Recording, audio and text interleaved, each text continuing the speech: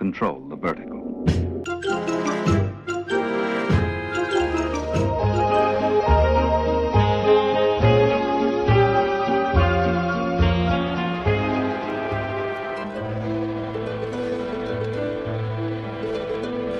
Welcome to Anthologic, the TV anthology podcast. I am your host, Mark.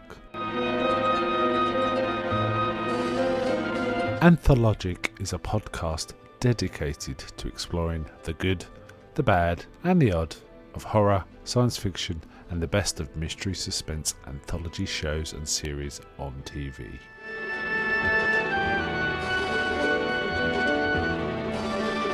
Join me as we slip through the cracks of reality to approach the extremes of experience, where we can peruse the stories and art of a sinister fairground of strange and wonderful rides. And now we go on to the show that is the focus of this particular episode.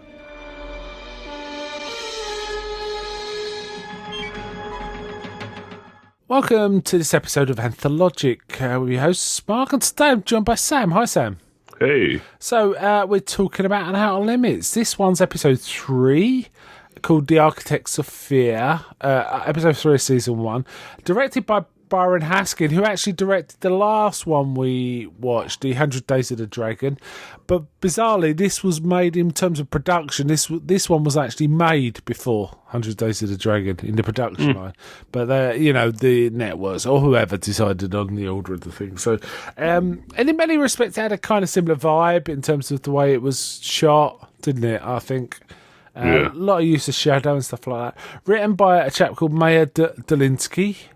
Cinematography by Conrad Hall, and the music, which was often the music for The Outer Limits by Dominic Frontier, aired for the first time on Monday, September the 30th, 1963. Now, there's some interesting stuff about this one. This one was considered by some stations putting this out as too creepy. Now, because in America there's like different stations would broadcast this, even though it was like on a major network, it'd still be broadcast by different areas, right? And in some places, its normal airing time would have been 7:30 p.m, but some stations actually didn't put it on till after 11 p.m. because they thought it was too scary, and some didn't show it at all. How about that? Wow. So, and they got a lot of complaints from people saying, "Look, we're not kids." Just show the thing, kind of thing. So the main actor in this was Robert Culp as Alan Layton, who's a face I kind of recognise. He's been in a lot of 60s and 70s TV, fairly young in this. Geraldine Brooks as Yvette Layton, his wife, and Leonard Stone played Dr. Granger. There was a few other actors, but they were the three main leads, weren't they? So what was your general feel? Did you like this one? This was a weird one, especially because I've recently reread Watchmen, and this is basically all Ozymandias' plan from Watchmen. Watchmen clearly borrowed. It looks like it clearly borrowed from this. Hold on, I did make some notes of this. No, I just made a note. Was this an inspiration, the central premise of the Watchmen? Because I did find in other sources this appears to have been the central premise of the Watchmen plot. So, which it kind of is, which is to terrify humans so much they band together and stop infighting. Because it actually starts with quite a sinister sort of shot of a missile of some sort, and the speaker says, "Is this the day?" And you see crowds running around and stuff like that, hinting that this could be the day the nuclear war begins. Interesting. This was definitely in the air in 1963. There was all sorts going on, If there was ever going to be a nuclear war, this was probably the year it was going to happen, by all events. A deliberate one, I mean.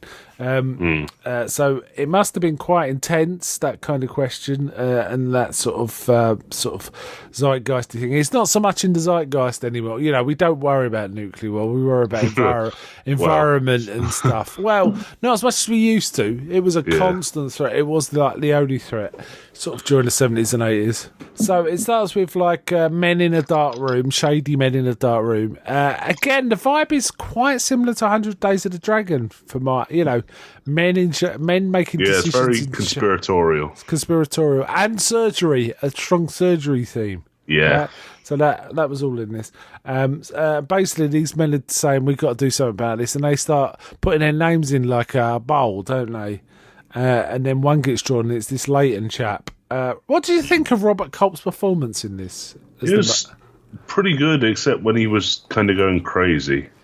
Did you not like the crazy stuff? No, because he just didn't make sense while he was doing it, and B, he just was sort of generically crazy. Yeah, he was saying things like Caliban with a PhD and stuff like this. Yeah. Caliban's the little... It was kind of some of the nonsense verses out of Alice in Wonderland. Yeah, there was a touch of that. It reminded me a bit of when the computer goes crazy in 2001. When Hal goes crazy and starts singing Daisy Daisy, there was a touch of that. I did like his transition makeup, where we saw his skin turn into weird hexadecimal scowls kind of thing. Yeah. I thought that was pretty cool. Apparently he spent a lot of time in the chair with that makeup. Yeah. But basically the plot is they're going to convert and this is this is going to be spoiled, right? They're converting a man into... it's like nearly 60 years ago. It's very old. Very old. Yeah, nearly 60 years. I think the spoiler bracket for this has passed. So, some people might not have seen it. They've basically converted him completely from a human to something else by making everything part of him unrecognisable, even to the limit they're changing his respiration system from oxygen to nitrogen, which is goofy if you understand how oxygen and nitrogen works. But that doesn't matter. This is like fantasy. And the plan is he's going to crash into the earth and I think attack the UN. Yeah, he's going to crash in front of the UN building and then just sort of stride inside and start disintegrating people until he gets shot. So, and the thing is, he kind of goes crazy as it's happening. So it's all very nebulous. Yeah. And they kind of imply that they're just using an actual alien to change him as well. No, I think that's weird because they had that weird box thing. The thing in a box that just looked like a puppet. They never explained a really that. bad marionette puppet. They never explained it, but I assumed that was an earlier experiment where they'd done it with a cat or a monkey or something, just to sort of I wasn't sure. It kind of seemed like they just got an actual alien there. Yeah. And for most of it, I was thinking, why don't they just turn the actual alien loose? They never really explain it. I don't think it's an alien. I think it's an earlier version of what they were doing this time. Yeah. And they talk about they're observing this planet Theta from a distant place and trying to extrapolate from their observations of that planet what the life form might look like. That's kind of their rationale. Meanwhile, he's married, isn't he? And his wife is kind of talking about babies and he's sort of going, we can't do this in this world. But is it actually ever stated? But essentially, they imply very heavily she falls pregnant. Well, no, they say she's pregnant. They do, right? She has this box that says "From here to maternity" at one point, doesn't she? Yeah. And she they tell her that he died in a mission overseas, but she says, "Well, I can sort of sense him," and she keeps rocking up at this lab and kind of she's close kind the of door. trying to force her way through the door. Into this surgical theatre. And it's I'm just sat there thinking, why is she doing this in particular?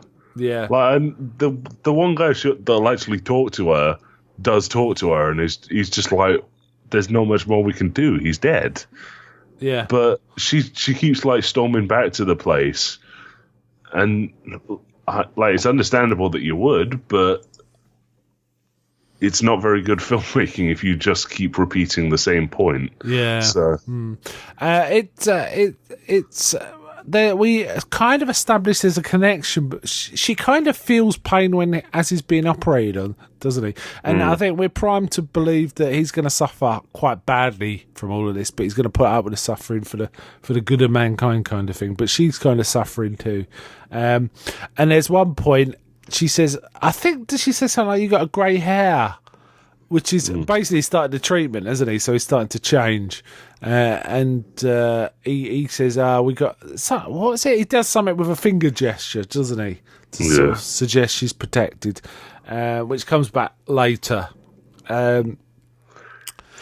Meanwhile, they launch this thing, but it seems to go off course and crash quite near the lab, near some guys hunting, and it uses the laser to... He uses his laser to disintegrate their car. He doesn't... I think he was going to shoot them, but he just disintegrates their car. And I can't tell whether he's supposed to be just crazy now or trying to figure out what the best thing to do is. But he goes back to the lab, doesn't he? He goes back to the lab. Yeah, he goes straight back to the lab. And coincidentally, there was absolutely no one else in the building. And his wife got in. Yeah. And... she finds the weird little creature thing, doesn't she? Yeah, the weird marionette that sort of gets dragged around the room. Yeah.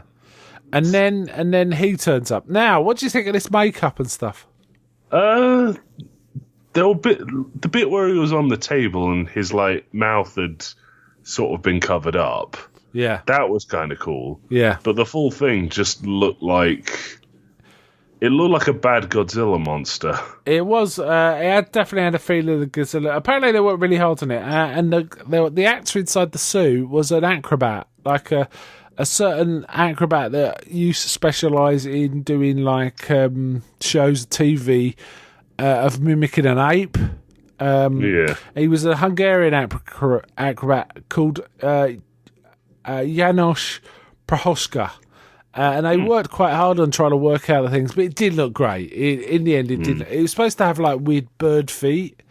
Bird feet and sort of a gorilla stance. But it was super skinny with a giant head. Yeah. And if you saw, I've seen pictures of him in a pre-outfit, and essentially he's holding wooden poles in his hands, and he's balancing on weird backward stilts. So that's how they did all that effect. But it doesn't look great. I mean, I think they knew it didn't look great because we only kind of get very short flashes of him, don't we? Yeah. Probably to hide that it wasn't that great in the end. And it kind of he's been shot by the hunters, and he kind of starts dying, and the wife's looking at him, and he makes the gesture, doesn't he? The hand gesture. So she knows it's him. And then she has a good old go at all the scientists. So says, you silly men, you think you can scare people into getting your way and all this kind of stuff. There was that. It kind of reminded me a bit of The Fly, both the original film and the Jeff Goldblum film. Of that sort of tragic someone changing into something else. It's an interesting premise. Like I say, borrowed by the Watchmen. But apparently it itself wasn't an original idea. There was a science fiction story, much the same idea, in 1948, written by Theodore Sturgeon, called Unite and Conquer. So even it was 15 years old as an idea at this point. So it had been used before. Good idea, though. I kind of liked the idea. I also kind of liked... The music was really cool. Did you catch the music? I didn't really pick up on the music. No. If you listen, they kept using the same theme, like a sort of love theme, but in different ways, and it was kind of quite interesting. And I also thought the lighting was really good.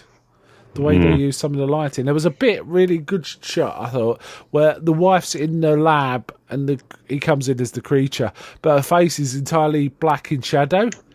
But as she backs away, the light kind of starts to fall across her face. I thought that was a good shot. Yeah. And I kind of like stuff like that. So that was kind of cool. But it sounds like you didn't think much of this episode. No, it wasn't that good. It just...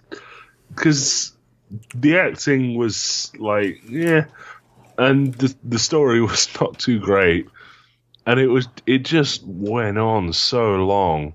Do you think? I thought it was pretty punchy, actually.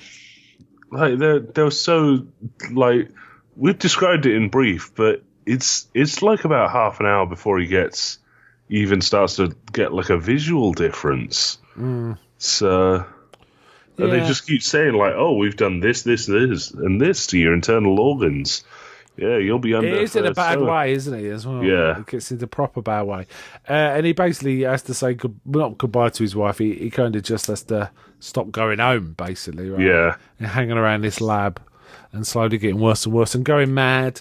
And he's like, they chased him around at one point while he's throwing stuff about. It was almost like a bit Dr. Jekyll, Mr. Hyde it in places, in a way as well.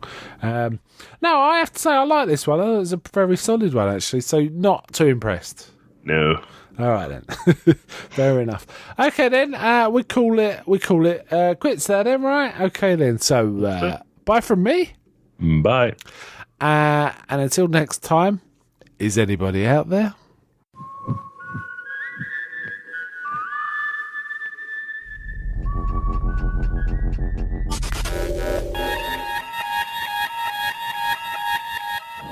We now return control of your television set to you. Until next week at this same time, when the control voice will take you to